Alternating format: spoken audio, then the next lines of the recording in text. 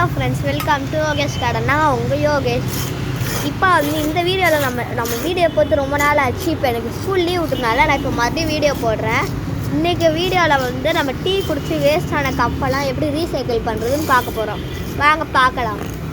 இங்கே பாருங்கள், இப்போ நம்ம டீ குடித்து வேஸ்ட் பண்ண ரீசைக்கிள் பண்ணுற கப்பு தான். நீங்கள் எந்த மாதிரி கப்பு வேணாலும் எடுத்துக்கலாம், ஆனால் டீ கப்பு தான்.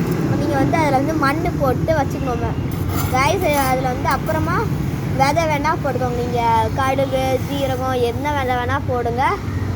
இது கொஞ்சம் குறிப்பிட்டு வளர்ந்ததுக்கப்புறம் நீங்கள் மண்ணில் வச்சிடலாம். இது மாதிரி நம்ம வேஸ்ட் பண்ணாமல் ரீசைக்கிள் பண்ணுறோம். இது வந்து வேஸ்ட்டு பெயிண்ட் டப்பா. இதில் வந்து நாங்கள் வந்து இதே மாதிரி தான். இதில் வந்து கீழே வேறு போட்டு அப்புறமா இது மாதிரி மண் போட்டு செட் பண்ணால் கீழே போட்டிருக்க வேரோட செடி இதில் முளைக்கும்னு ஒரு நம்பிக்கையில் போட்டிருக்கோம். இதில் வந்து தண்ணி ஊற்றுறோம். நம்ம கிஸ்கு தண்ணி ஊற்றுறதுக்கப்புறம் அதுலேருந்து கொஞ்ச நாள் கழித்து வளரும். இல்லைன்னா நாங்கள் விதை தான் போடணும்.